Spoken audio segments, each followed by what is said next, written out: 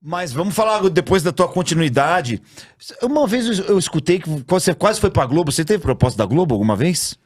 Da Globo... Teve uma sondagem. Teve, 2 vezes. Teve, não teve? Teve. Tá vendo, Sormani? Falei pra você, isso aqui falou, não, que mentira. Mentira dele, Nunca teve isso. Mentiroso. Você falou que a gente faz a reunião aqui antes. Falou, não, pai, você tá falando merda, alfinetinho. Fala, falei, E você sabe que... E você sabe que isso é uma coisa que eu só contei pra amigo próximo. Família e 1 ou 2 amigos próximos. Nunca contei pra ninguém, nem pra Gazeta eu levei. Sério? Sério, nunca levei. A primeira vez foi bem... Eu estava começando a Gazeta, nem tinha ainda o Esporte Espetacular. E aí a Vânia Westphal, que era apresentadora do Gazeta, trabalhou no Jornal da Tarde também, tudo. E aí ela tinha um contato com o Bodão. O Bodão parece que tinha feito... O Bodão Marco Antônio Rodrigues. Marco Antônio Rodrigues. Tinha feito algum elogio de mim como repórter e tal, aquela coisa toda. E aí me chamou para conversar, isso, sei lá, 1992, eu acho. 2, por aí. A gente está pensando aqui de repente ampliar o esporte, a gente deve ter um programa, que aí no caso seria o Esporte Espetacular e tal. Aí vamos mantendo contato, porque de repente a gente pode usar você e tal. Mas assim, mas para mim era uma coisa assim muito... Eu nunca fui de fazer network, eu nunca tive, talvez seja uma limitação minha profissional, mas eu nunca consegui ficar ligando para as pessoas no sentido, lembra de mim, tô aqui e tal. Vamos tomar um café. Vamos tomar um café. Talvez hoje eu esteja aprendendo um pouco mais, mas eu eu sempre fui muito na minha. E aí depois, 1998, Luxemburgo estava indo para a seleção, e aí foi feito um coquetel na época, no dia. E eu fui, na verdade, fui trabalhar, eu tava lá e tal. Aí o Marco Antônio encontrou comigo de novo, assim, pô, vamos te ver aqui e tal, não sei o que lá. Tá pintando uma vaga no Bom Dia São Paulo. Pô, vai lá, fala que eu te indiquei. Ou melhor, vamos fazer o seguinte. Vai lá na Globo, que hoje eu não tô mais no esporte, eu tô no SPTV, né? Mas isso é o esporte que cuida. E eu vou lá, te apresento tal, e falo. Mas como que você ia na Globo? Você estava trabalhando na Gazeta? Exato. As coisas meio sem pé nem cabeça. Mas ainda assim, eu lembro que na época eu até falei com a Fátima, me chamaram para ir lá conversar, ele vai me apresentar. Assim, então, tudo bem. Aí fui. Mas você foi? Eu fui. Aí fui, encontrei o Marco Antônio lá, e aí ele foi me levar pro Marquinhos Mora. Marquinhos Mora. Aí foi uma cena assim... Olha, é a primeira vez que estou contando isso, eu nunca contei pra ninguém. Sessão família. Sessão pra família. Aí o Marco chegou pra ele e falou assim, esse aqui é o Celso, um cara que a gente já pensou em contar no passado, tal, mas acabou não rolando pro Globo Esporte, né, que eu acho que você podia ver com carinho, porque é um bom profissional, eu gosto muito do trabalho dele e tal. Aqui respondeu pra ele assim, quer dizer que você não contratou o cara, agora quer que eu contrate? aí ele disse, não, eu acho que você tem que conhecê-lo. E saiu. E largou você lá com ele? E largou, é claro, largou comigo. Aí o Marquinhos olhou pra mim e assim, puta, fui no dentista agora, tô meio anestesiado, deixa esse material, me liga amanhã que a gente conversa. Você vai até lá pra isso, né? Aí, né? Você vai até lá, o cara chegar, legal, deixa aí tuas coisas aí. Pô, manda pro motoboy. Se fosse um... E aí, no dia seguinte eu liguei e você, vi esse material aqui, sim, o Marcos tinha falado do Bom Dia São Paulo, né? Talvez eu tenha uma vaga lá em Sorocaba pra reportagem e tal. Tá bom, obrigado. Aí eu pensei e falei assim, pô, já tô num programa com Gazeta Esportiva. Imagina. Eu tenho o meu espaço, sabe? Tenho total liberdade para fazer o que eu faço. Eu não vou... Sabe, já tinha galgado no meu entender, né? Sei que às vezes é interessante você dar uma recuada para colher lá na frente, mas não era o momento. Eu acho que eu falei assim, não, eu vou continuar por aqui, entendeu? E nem não falamos mais. Porque seguramente você ia pra Sorocaba e ia fazer o caminho do Kleber. É o caminho do Kleber. Ia voltar pra cá. Você se arrepende de não ter aceitado? Não me arrependo, porque se hoje eu tô aqui conversando com vocês, é pela história que eu construí. Sem dúvida. Sabe, Claro que às vezes você pensa, e se eu tivesse ido? E se eu tivesse aceitado ser narrador do Sport TV quando só pagava cachê individual? Eu tive essa proposta no comecinho, quando o Sport TV estava surgindo, para narrar jogos. Só que eu tinha uma filha pequena, tinha que pagar. E é pro risco, né? Entendeu? Eu falei assim, não vou arriscar. Mas eu pensei, e se eu tivesse feito? Talvez estivesse num outro patamar, talvez estivesse... Sei, mas segui o que o meu coração mandou e não me arrependo, porque construí base Sua carreira 31 anos de Gazeta. Exatamente. Construí uma base microfone só. tá sambando De aí. novo. Pronto. 31 anos de Gazeta. 31 e 4 meses. Vai ser mais preciso. Cara, é muito Bom, você tempo. continua uma na vida. 105, né? Continuo na 105. E qual é a matéria que você dá aula lá na De apresentação de telejornal. apresentação do telejornal? Eu montei um curso.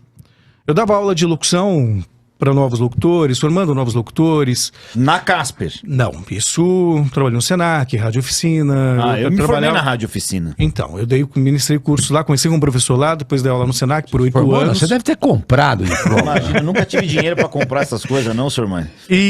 E aí eu parei de dar aula, que era uma experiência muito grande. E nem vende, tá? Vamos deixar claro aqui que não dá pra comprar. Ô, Celso, me ajuda aqui, pô. O cara acha que dá pra comprar o curso. É que nem carteira de Tá achando que motorista. agora na tua época, Comprou aonde? Comprou A hoje. carteira de motorista... Quanto custa um DRT? Eu tive que fazer tudo. Tirei agora de novo.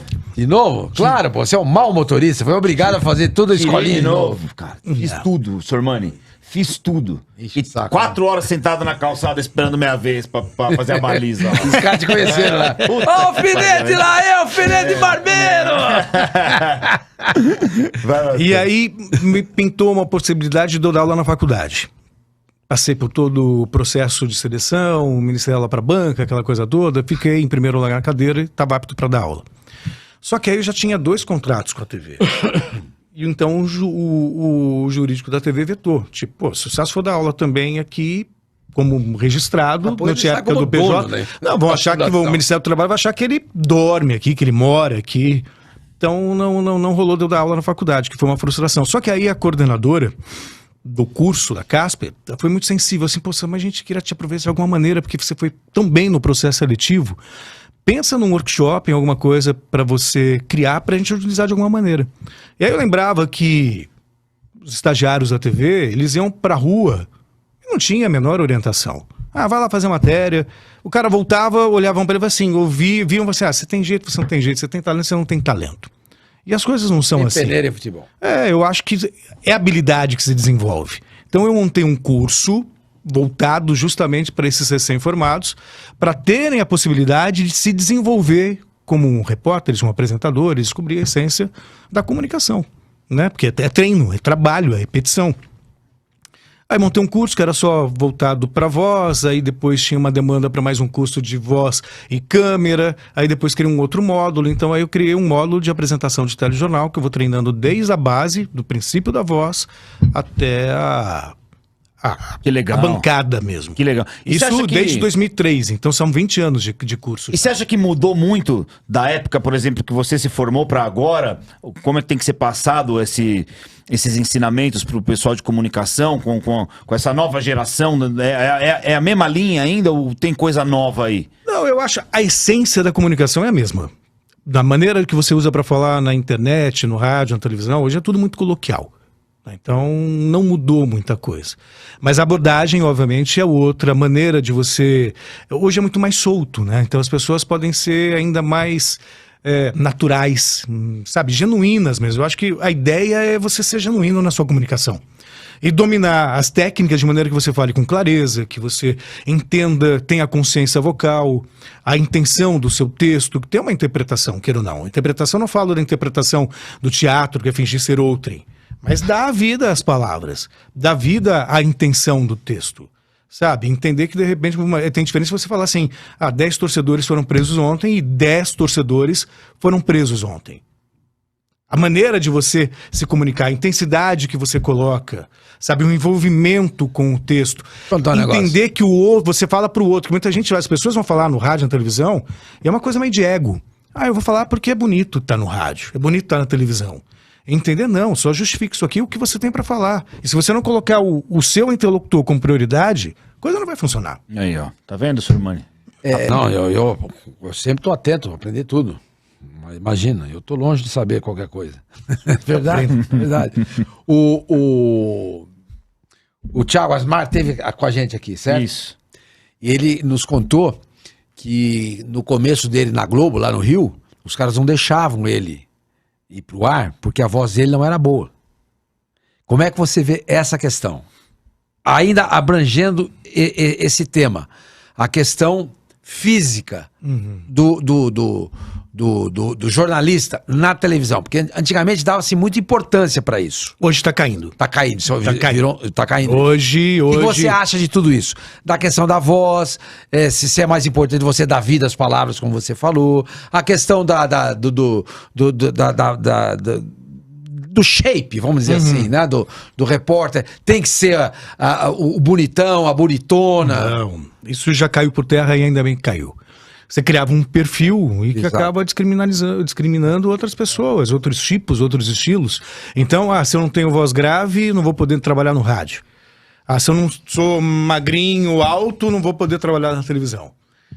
O que importa é você se comunicar bem. Conteúdo. É conteúdo, você falar bem.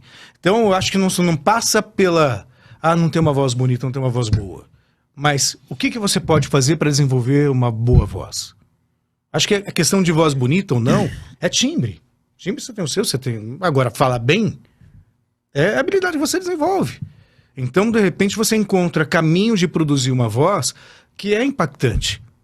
Não é do ponto de vista de beleza, mas do ponto de vista de produção. De falar com mais projeção, de se fazer entender com mais clareza, de ser um bom comunicador.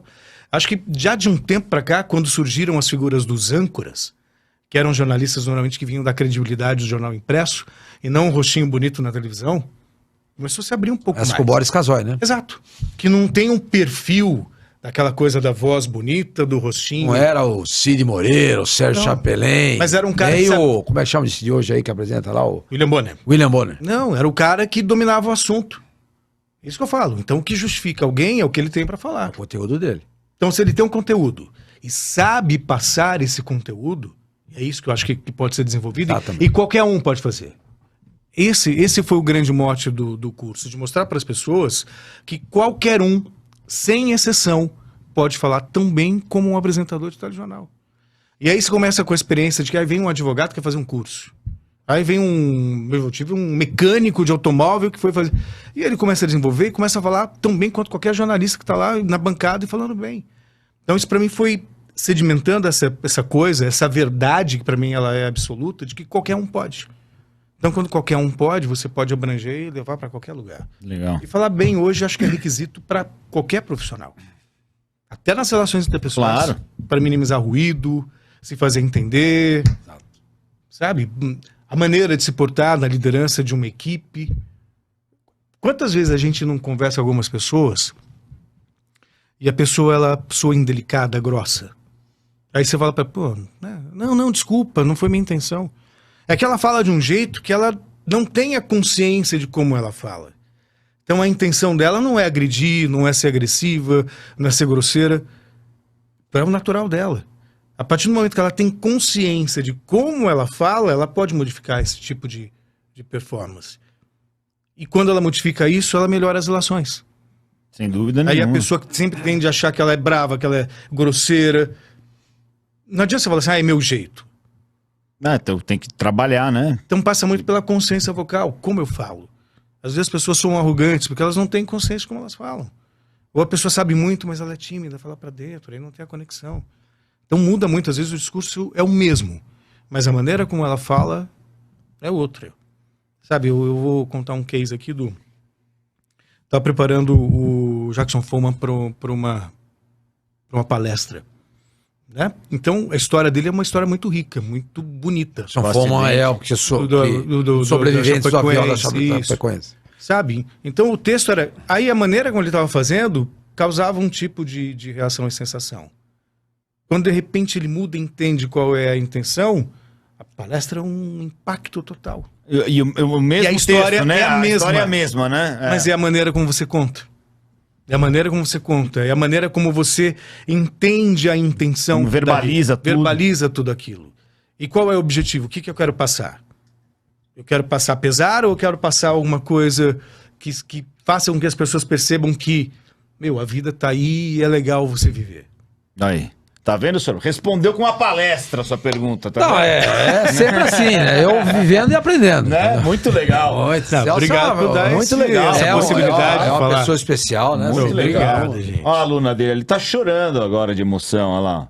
Muito legal mesmo.